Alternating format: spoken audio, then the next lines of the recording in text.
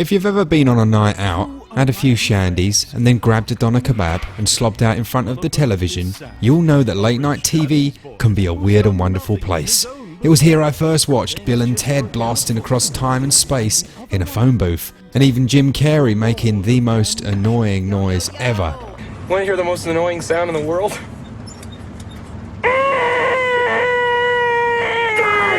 When I fired up Manuel Samuel then, I had a touch of deja vu about those experiences, but then Def himself tried to do a kickflip and my in-game girlfriend smashed a bottle in my face, breaking my jaw.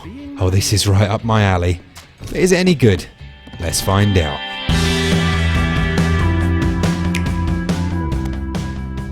The story follows spoiled rich chap Samuel, who treats his girlfriend like dirt. He can't hear me.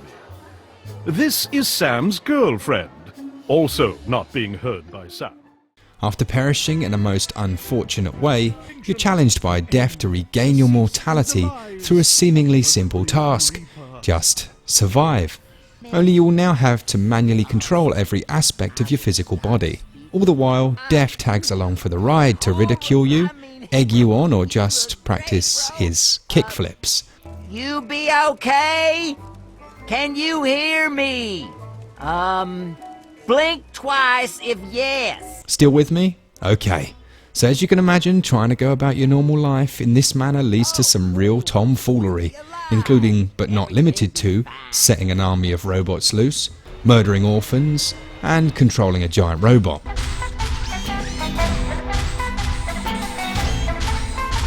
You'll meet characters such as your father, who is a douche, and War, who is a badass. The story is absolutely absurd, and in a strange way I loved it, like watching Monty Python and the life of Samuel. Very well. I shall release Brian! Story scores 16 out of 20. The game begins by teaching you the basics of how to control Samuel. Each button controls a different body part. Walking, for example, is performed by tapping the LZ followed by the RZ. Simple. Well, yes, until you accidentally press the wrong leg and end up doing a bad impression of a slug dancing the lambada. Your spine is assigned to the up on the controller or a quick upwards flick of the Joy-Con or Pro controllers. So there you are, walking manually and feeling damn good about it. Left, right, but your vision begins to blur and your head turns blue. Oh crap, I need to breathe and blink as well. This is beginning to resemble my stag do. While you juggle walking, keeping your spine straight, breathing in and out, and blinking, your next challenge is to actually do stuff. This stuff can be mundane, like draining the, old boy.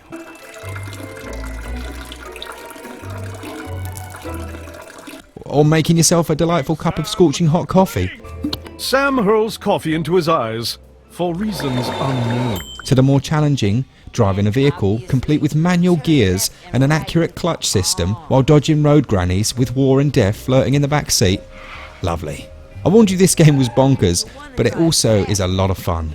The main story won't take more than a few hours to complete, however there are several achievements to unlock and a speedrunner mode to fall back on once finished. While challenging and fun, the game can get very frustrating, especially during the timed sections where you must complete a task before the time runs out. Failing on the last section can feel very tedious, but these moments are quite sparse. The game is quite self-referential in this nature and even goes so far as to reward patience on the final boss fight. Yes, there are boss battles as well.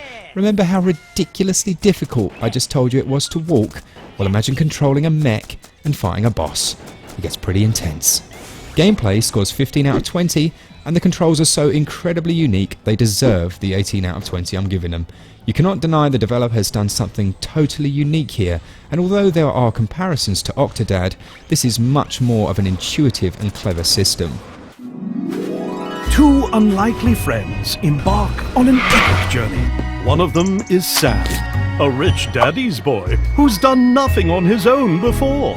Things just work out for me, baby. And the other one, Death, the Lord of Damnation. Yo, yo, yo! I have to start with the voiceover guy. He is excellent, and much of the game's humour is down to his deadpan delivery. I laughed out loud many times during the opening sections alone, and the voice acting of all the characters is great.